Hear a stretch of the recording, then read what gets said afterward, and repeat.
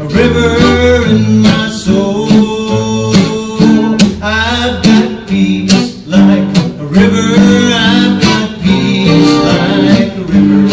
I've got peace like a river in my soul. I've got love like an ocean. I've got love like an ocean. I've got love like an ocean in my soul.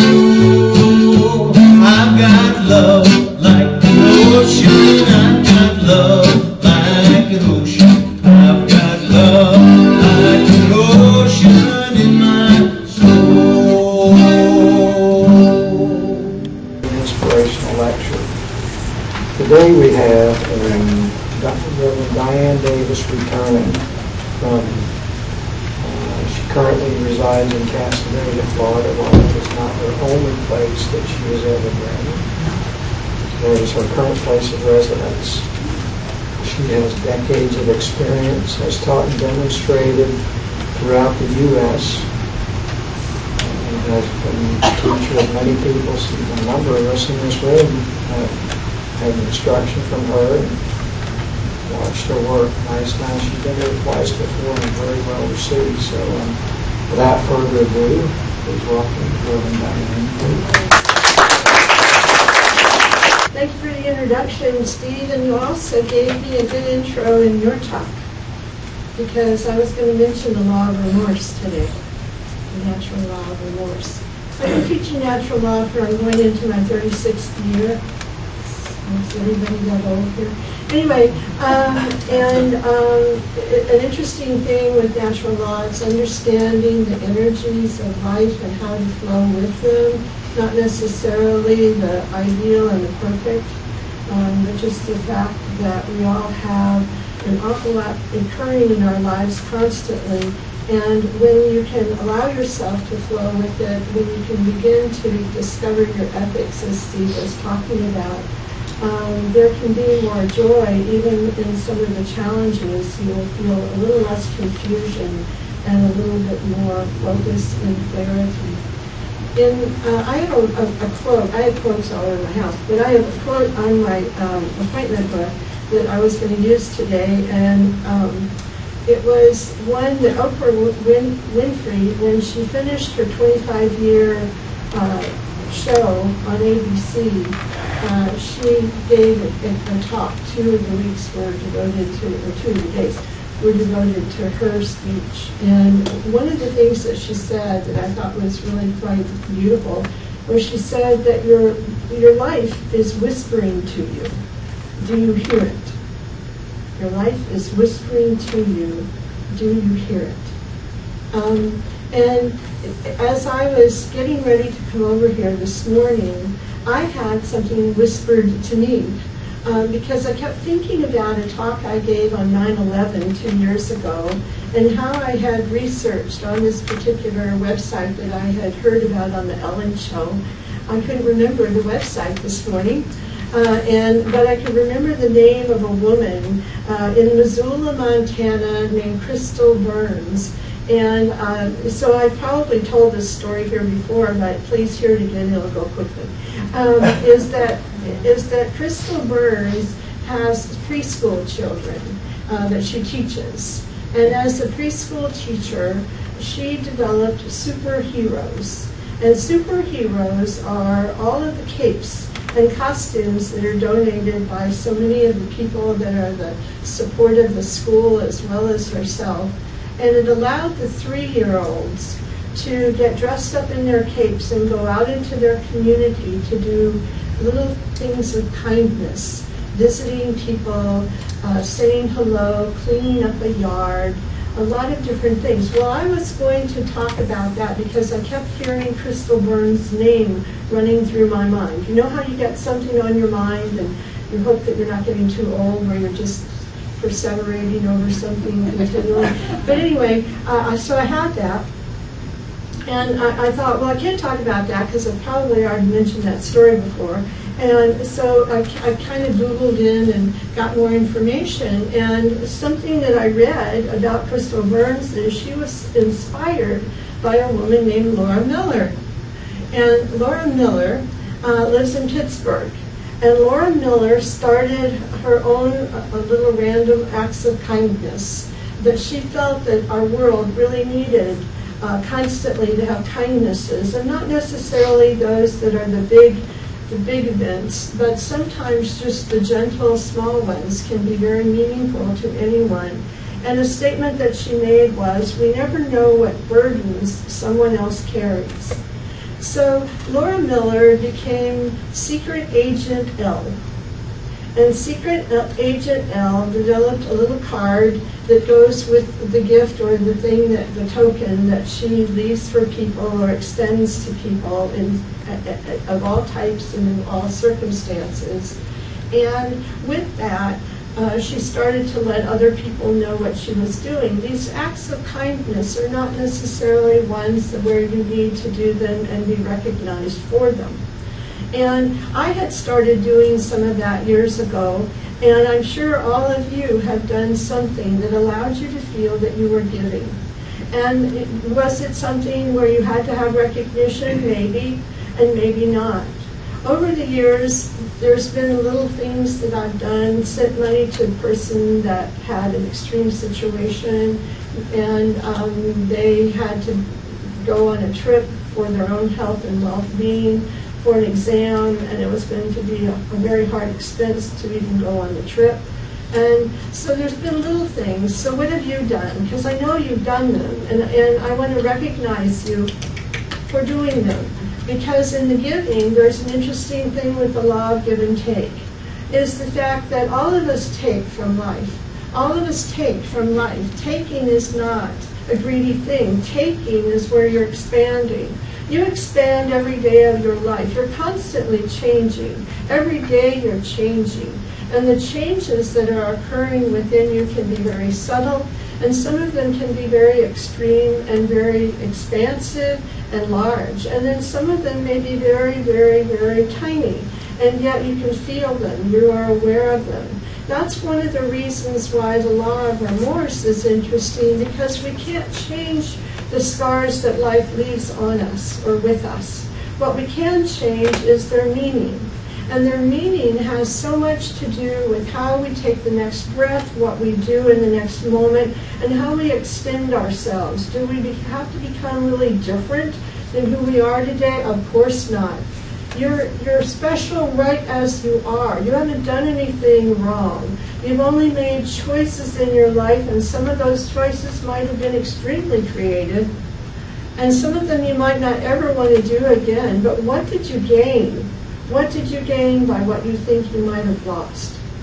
And so the amazing thing about events in our life, because I was going to speak on this today, Steve, which was really quite gracious of you to give an intro to it, were your ethics. And the fact that the wonderful thing about morals is that morals are placed by society. The morals are the control that society has, so that a person or a situation or an organization, whatever, is not out of control. However, your ethics are the set of control that you place upon yourself. The ethics, to me, are the thing you do behind closed doors in the quiet of the night, the thing that you will operate by, the thing that gives you purpose and intention of anything you participate with. You hear that? Your purpose and intention in anything you do is driven quite often by your own set of ethics. And when those ethics are not necessarily something that are supported or sustained in a situation or relationship or an association, quite often we can make a change. Years and years ago, did I mention it was years ago? Well, it was. It was years ago before gray hair. And years ago, I worked at Nautilus in Lake Helen, where they made sports medical equipment. And I had just moved to Casadega, actually from Los Angeles, because yes, I've gone all over the place, and then ended up right where I am. And so in working at Nautilus, one of the things I felt was, even though Arthur Jones, who was the designer, developer, and owner of the company, was quite a genius in many of the things he was able to do, I felt like his work ethics and his ethics in dealing with people were very, very different than my own. One of the things that came out in a newspaper article, so this is not me talking him down, is to say that he assumed that and felt that reptiles were above women. Oh, it didn't go over very well here. But I saw him one day as I was working. I was secretary for the purchasing agent. And as I was upstairs in the area where I was doing my work, and there were a few other workers up there, I watched him. And I watched him get very angry and upset at the woman that took care of the accounts receivable. And I saw the back of him, and I saw it tense, and I saw his hands just doing this. And I saw him become livid, enraged, and I heard him, and I thought, I can't work here. I can't work for this. I won't. And I went home, and I was home at that time, happened to be the Casadega Hotel, where I was living temporarily. I'd lived with Eloise Page for 2 months, who was one of my primary mentors, and very fortunate to do so. And then moved, and then moved again. And I finally moved into Brigham Hall for a couple of years after the hotel. But I went back to the hotel. Molly Waggle was managing it at the time, and I said, I can't stay there. I can't stay there. And I don't want to participate with that type of person who I felt like he was very inappropriate with this very docile woman doing her job. And she was doing her job well. It wasn't inappropriateness. So the thing was that it was mine. That's mine. That's mine. How about you? In your ethics and the things that you stand for and the things you believe in, how do you support them? And what steps do you make? Because it is your purpose and intention in all that you do. The amazing thing with your ethics is having your own sense of ethics, you already have a set. You already have laws of your universe that comprise all that you are. You already have understandings of how to exhibit who you are and share who you are with the rest of the world. However, sometimes in our world, it gets a little crazy, or it gets a little challenging, or we have what I call real adventures. And some of those can be confusing, some of those can be a little misleading, some of those can be very distracting us from the very things we would like to accomplish and the very things we would like to do. But your ethics are incredibly significant. No better, no worse than any other person in this room or anybody else on the planet. No more, no less. And when you begin to discover that, you begin to discover that you can't always know all of the circumstances of an event or an experience. So I'm telling you about this event at Nautilus Sports Medical, but I might not have had all the information, and I recognize that in looking back. In your hindsight of anything you've ever done, and any place you've ever been, or any act you have fulfilled, you can always remember in looking back on it that you didn't have all the information. If you had had all the information, steps might have been different, actions might have been altered, or statements might not have been spoken, or changes may have been made. The incredible thing about life is we're expanding constantly. Constantly. It's a given in our lives. And so every day you're changed. Every day you're just a little different. Every day, no matter how routine your days are, there's something a little different. I have noticed recently that there is an energy, I'll call it an energy of just, it's like almost a planetary thing without sounding airy-fairy. And there's like energies happening right now. And what I notice is, for some of you who know astrology, it has felt like Mercury was in retrograde. And with that, there's sometimes difficulty in communication. Sometimes things are delayed. Often people don't show up. So I'm sitting yesterday waiting for an appointment I had with a woman who had called to schedule with me, and she didn't show up. And so during the time that I'm in the waiting period to see if she's going to come, somebody else knocks at the door and asks me if I will go and help them around the corner. And I said, yes, let me just make this phone call to see if this person's on their way. And I'll be right there to help you. And so I made the call, I got an answering message, left the message, and then walked around the corner to assist. And so then I walked back to the house thinking, well, everything gets to change. Everything. If you can look at your days and you can recognize that you're a little different than who you were yesterday, not only genetically, have you had opportunity with your body where you have propensities or you have things that your body is set up to do? They aren't bad or good, it just is what they is. You see, I call you the isness with feet. And the isness to me is that infinite. The isness to me is the God that you possibly embrace, the Word.